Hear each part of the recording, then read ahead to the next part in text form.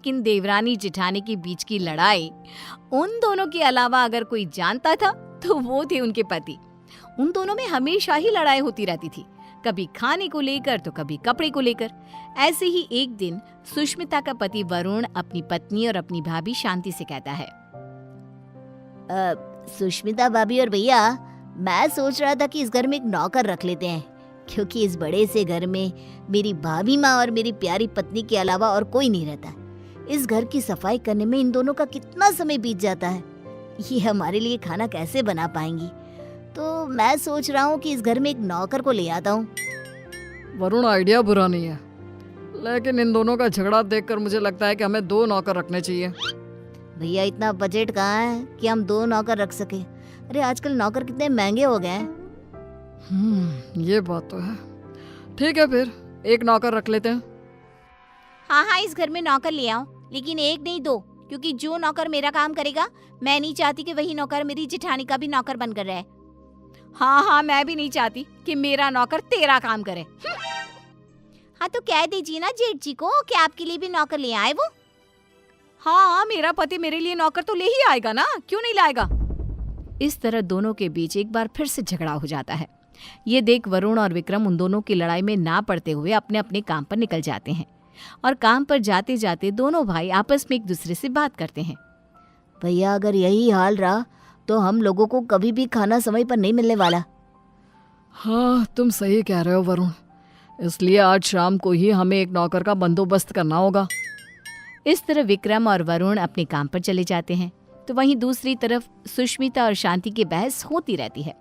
वो दोनों अपनी बहस में इतनी मगन हो जाती हैं कि उन दोनों को पता ही नहीं चलता कि कब समय बीत चुका है। ऐसे ही शाम हो जाती है, और शाम के वक्त जब डोरबेल बजती है, सुष्मिता दरवाज़ा खोलती है। उसके सामने वरुण और विक्रम के साथ एक नौकर दिखता है। उस नौकर को देखकर सुष्मिता वरुण से कहती है, अरे वाह वरुण जी, आप तो आज सुबह नौकर की बात कर रहे थे और देखो शाम को आप नौकर भी ले आए अपने साथ। पति हो तो ऐसा, वरना ना हो। सुष्मिता की बातें सुनकर शांति का गुस्सा 7वें आसमान पर पहुंच जाता है, जिसके बाद वो अपने पति के ऊपर चिल्लाते हुए कहती है, अजी आप क्यों नहीं लेकर आए? आपको दिखाई नहीं देता मैं कितनी थक जाती हूँ। अरे भाग्यवान, इस नौकर को मैं और वरुण हम दोनों ही लाए हैं। श्याम लाल किसी एक की चाकरी नहीं करेगा, बल्कि वो पूरे घर की सेवा करेगा। हाँ भैया, बिल्कुल ठीक कह रहे हैं। श्यामलाल, किचन ऊपर है, जाकर खाना बना दो। ठीक है साहब। श्यामलाल किचन में जा ही रहा था कि तभी शांति उसे रोकते हुए कहती है, अरे श्यामलाल, पहले तुम मेरा और विक्रम जी का खाना बना देना। इन दोनों को क्या है, इन दोनों का आराम से बनाते रहना, क्योंकि ये लेट नाइट्स होते हैं। ठीक है मैम साहब। अरे ऐसे कैसे? श्यामलाल, पहले तुम मेरा खाना बनाओगे। बेचारा श्यामलाल उन दोनों की बात में फंस जाता है। वो सर पर हाथ रखकर बैठ जाता है, क्योंकि उसे समझ में ही नहीं आ रहा था कि पहले किसका खाना बनाया जाए। ये देख अब विक्रम श्यामलाल का समय फिक्स कर देता है, और अपने समय अनुसार श्यामलाल अपना काम करता है। कुछ दिन तो घर में शांति का माहौल बना रहता है, लेकिन एक दिन श्यामलाल कपड़े धोने के लिए सुष्मिता के पास जाता है और उसे कहता है, बेन साहब, कपड़े धोने के लिए हैं तो आप मुझे दे दीजिए, मैं अभी आपके कपड़े धो देता हूँ।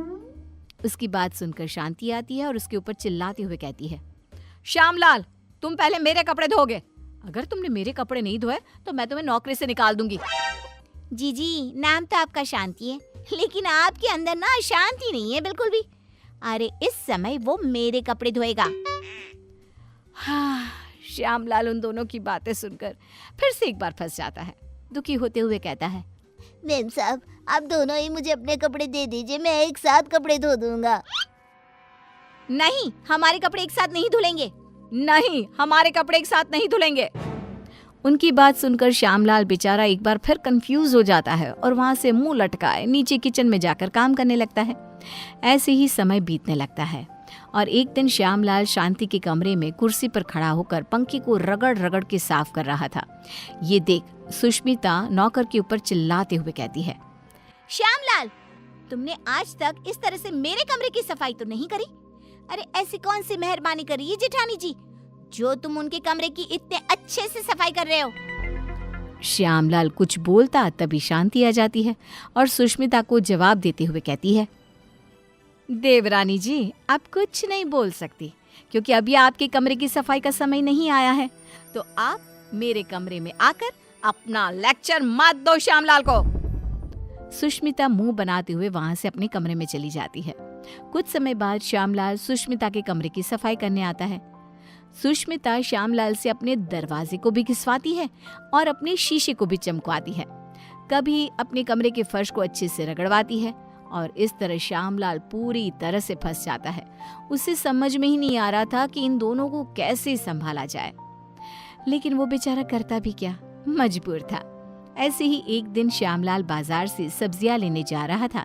तभी वो खुद से कहता है, क्यों ना मैं एक ही समय पर दोनों मेम साहब की सब्जियां ले आऊं और दोनों को अलग अलग समय पर दिखा दूंगा कि मैं अलग समय पर यही सब्जियां लेकर आया हूँ। यही ठीक रहेगा।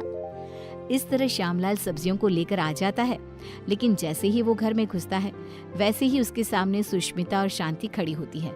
ये देख श्यामलाल के पसीने छूट जाते हैं। ये देखकर सुष्मिता कहती है, क्यों श्यामलाल, तुम्हारे पसीने क्यों छूट रहे हैं?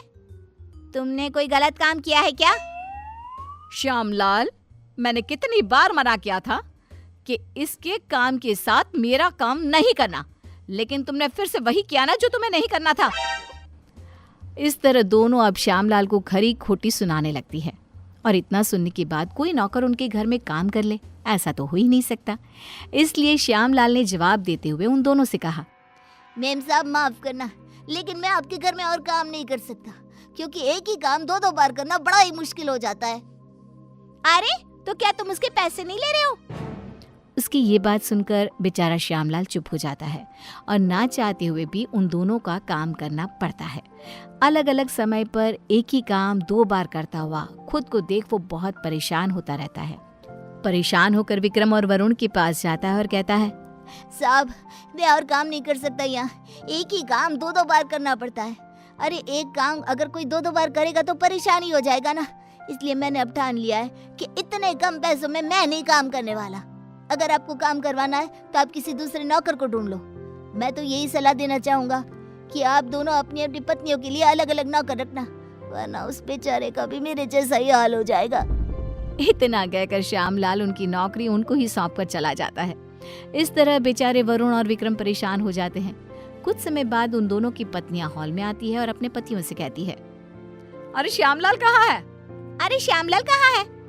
दोनों भाई एक दूसरे की तरफ देखते हैं और कहते हैं, वो काम छोड़कर चला गया।